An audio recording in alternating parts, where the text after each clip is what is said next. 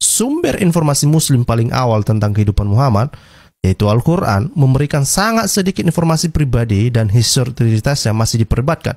Ya, artinya apa? Artinya historisitas Muhammad ini diperdebatkan ya. Dipertanyakan lah kita bilang ya. Biografi kenabian yang dikenal sebagai sirah ya, bersama dengan catatan kata-kata, tindakan dan persetujuan diam-diam dari Muhammad yang dikenal sebagai hadis, bertahan dalam karya secara pada para penulis dari abad ketiga dan keempat era Muslim. Artinya kan di tahun 800-an, itu yang saya bilang tadi, itu abad ke-9 sampai abad ke-10 itu justru baru berkembang. Dan memberikan banyak informasi tentang Muhammad ya, tetapi keandalan informasi ini sangat diperdebatkan di beberapa kalangan akademisi. Selain itu ada sejumlah kecil sumber non-muslim yang sezaman atau hampir sezaman yang membuktikan keberadaan Muhammad dan berharga baik dan dalam diri mereka sendiri maupun untuk dibandingkan dengan sumber-sumber muslim. Ya, sebetulnya tidak ada ya. Yang tidak ya. Ada sejumlah tidak ada sumber non-muslim yang sezaman atau hampir sezaman yang membuktikan ya, yang membuktikan keberadaan yang membuktikan keberadaan Muhammad dan yang membuktikan keberadaan Muhammad selain dari sumber-sumber Muslim tadi itu yang berkembang di abad ke-9 ataupun abad ke-10. Oke? Jadi sekali lagi ya, sejarah Islam ini sangat dipertanyakan ya. Apakah ini akan mengganggu iman Muslim? Apakah setelah mendengarkan ini nanti kamu bisa tidur? Dan silakan saja pikir ya. Saya hanya mengungkapkan fakta dari hasil penelitian. Alright? Nah, tambahan lagi informasi kalau kita lihat ini tentang historisitas Mekah ini, karena mereka mengakui bahwa Muhammad ini pernah hidup di Mekah selama 13 tahun dia berdakwah di sana. Tunggu dulu. Menurut Al-Quran, Mekah adalah kota pertama yang terpenting di dunia. Adam menempatkan batu hitam di Ka'bah asli di sana, sementara Abraham dan Ismail membangun kembali Ka'bah Mekah berabad-abad kemudian. Mekah diduga sebagai pusat jalur perdagangan Arab sebelum Nabi atau sebelum masa Muhammad. Namun, coba perhatikan ini. Namun, tidak ada bukti arkeologis untuk ini. Sekali lagi, tidak ada bukti arkeologis untuk ini ya, sama sekali tidak ada. Kota kuno yang begitu besar pasti akan disebutkan dalam sejarah kuno. Namun referensi paling awal tentang Mekah sebagai kota ada di Konstantinopel Bizantia Arabica, sebuah dokumen abad ke-8. Itu yang saya bilang tadi itu ya. Mekah tentu saja tidak berada di jalur perdagangan darat yang alami. Itu adalah lembah tandus yang membutuhkan jalan memutar 100 mil. Selain itu hanya ada perdagangan maritim Yunani kuno, ya, Yunani Romawi dengan India. Setelah abad pertama yang dikendalikan oleh pelabuhan Adulis di Laut Merah Ethiopia, bukan oleh orang Arab. Jika Mekah bahkan bukan kota yang layak, apalagi pusat perdagangan besar sampai setelah masa Muhammad. Ya, dan ini membuat sebetulnya historisitas Muhammad ini dipertanyakan dan Quran dipertanyakan. Kemudian juga klaim bahwa Muhammad pernah lahir di Mekah, pernah berdakwah di Mekah, itu juga semuanya dipertanyakan. Dan ini sudah hancur berkeping-keping. Saya berharap Muslim masih bisa bernafas ya mendengarkan informasi ini ya. Kenapa? Ini informasi sangat berharga dan saya berharap Muslim berpikir-pikir, ini sebetulnya yang saya imani ini benar atau enggak sih? Kenapa sangat bertentangan dengan sejarah? Kok susah banget sih mencari Muhammad ini? Gitu ya. Kalau dia benar-benar ada, kok susah banget sih? Itu di abad ke-7 itu ya. Zaman sudah maju. Zaman sudah maju di abad ke-7. Ya, informasi di abad pertama aja bisa ditelusuri. Misalnya tentang historisitas Yesus dan orang-orang yang hidup pada zaman yang sezaman dengan dia lah. Itu bisa ditelusuri melalui catatan sejarah ya. Ini Muhammad hidup di abad ke-7, 700 tahun itu sudah modern itu. Masanya sudah modern itu. Udah jauh lebih maju. Harusnya lebih gampang mencari Muhammad ya. Harusnya lebih gampang mencari Muhammad daripada Tuhan Yesus yang pernah hidup di abad pertama. Tapi kok terbalik di dunia ini ya. Ya. Oke, dan itu adalah yang kebohongan yang kelima ya. Itu tambahan informasi untuk kebohongan yang kelima. Kita lanjut ke kebohongan yang keenam. Kebohongan yang keenam apa? Ini ya, kebohongan yang keenam apa?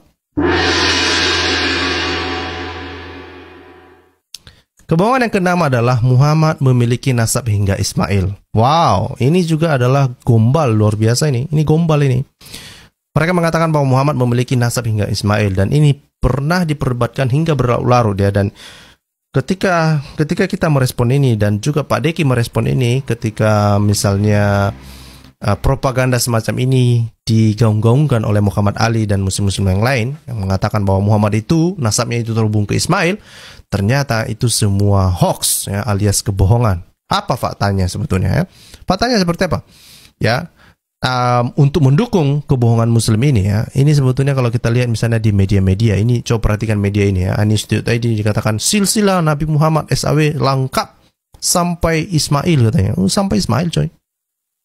Ngeri coy, silsilah ya. Ini lengkap katanya. Ya. Nah, kemudian juga misalnya di suara.com ya dikatakan silsilah Nabi Muhammad katanya. Nah, ini silsilah Nabi Muhammad SAW yang perlu diketahui umat Islam hingga Nabi Adam. Bahkan bukan hanya kepada Ismail, sampai Adam coy, sampai Adam. Ngeri orang ini, klaimnya ngeri ini, ngeri ya. Nah, ada satu lagi misalnya dari Liputan 6 dikatakan silsilah nasab ya.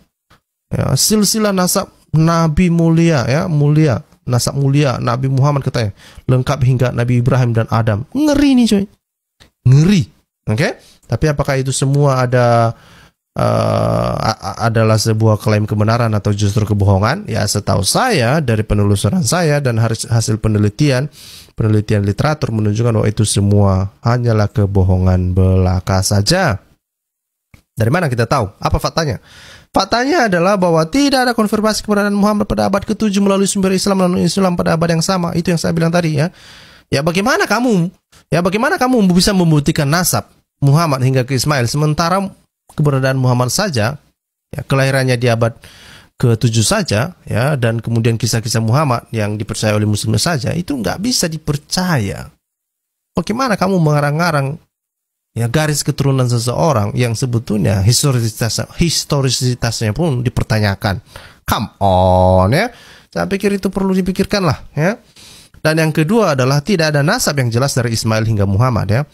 Beberapa sumber Islam sebetulnya hanya memberikan nasab yang lengkap itu mulai dari Muhammad sampai Adnan katanya ya. Tetapi beberapa sebenarnya mengatakan bahwa nasab Muhammad itu sebetulnya hanya di karang-karang ya, hanya di karang-karang ya, trajectory katanya ya.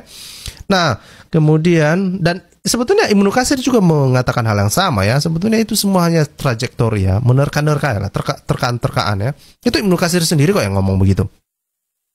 Ya, ulama Islam telah melakukan sosiologi berabad-abad tanpa dasar yang kuat ya. Dugaan peneliti ya, ini dugaan peneliti dan termasuk dugaan saya juga, ini hanya upaya Islam menghubungkan dirinya dengan agama Yahudi dan melegitimasi kenabian Muhammad ya. Karena kalau misalnya muslim gagal ya, kalau muslim gagal membuktikan bahwa Muhammad ini terhubung dengan Ismail, maka klaim kenabian Muhammad itu adalah sebuah omong kosong. Jadi mereka harus mati-matian membuktikan bahwa Muhammad ini adalah seorang yang memiliki garis keturunan dari Ismail. Dan bukan hanya itu, makanya mereka cari-cari nama Muhammad di dalam Alkitab, mencari-cari nama Muhammad di dalam kitab Taurat ya, dalam Injil, dan semuanya itu gagal maning.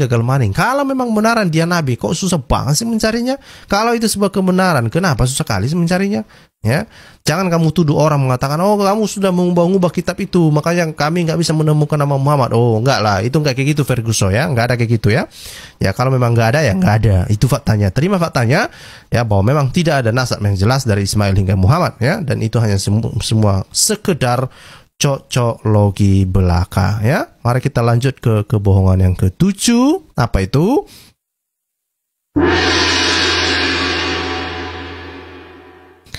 Kebohongan yang ke-7 ya, Al-Quran meneruskan ajaran Tuhan Yod-Heh-Vav-Veh atau Tuhan Yahweh ya, Elohim dan nabi-nabi Yahudi. Nah, faktanya seperti apa? Ya, faktanya seperti apa? Justru kalau kita perhatikan isi dari teologi Al-Quran itu mengajarkan ya, salah satunya itu mengajarkan bahwa mengajarkan Tuhan yang berbeda ya. Nama Tuhan Islam itu namanya Allah SWT, bukan Yod-Heh-Vav-Veh ya, bukan Elohim ya, bukan Tuhan yang dipercaya oleh Abraham, Isa dan Yakub ya. Dan bukan hanya itu ya, karakteristiknya terutama itu Allah SWT ini adalah bukan Allah yang roh ya, bukan Tuhan yang roh ya. Enggak, sangat berbeda ya, karakteristiknya sangat berbeda. Dan ini menunjukkan sebetulnya bahwa Allah SWT itu adalah Tuhan yang diperkenalkan oleh Muhammad. Jika Muhammad pernah ada, atau setidaknya Allah SWT ini adalah Tuhan yang diperkenalkan oleh orang-orang Islam, mungkin ulama-ulama Islam. Karena saya tidak percaya bahwa Muhammad pernah ada ya. Dan beberapa para peneliti juga mengatakan bahwa Muhammad ini tidak pernah ada ya. Jadi siapa yang memperkenalkan Allah SWT ini ya, kemungkinan para ulama-ulama Islam ini dengan tujuannya apa? Kita nggak tahu. Kita nggak tahu Ya, kita nggak bisa menerka-nerka ya.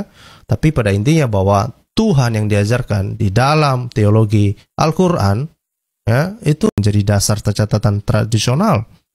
Sumber informasi Muslim paling awal tentang kehidupan Muhammad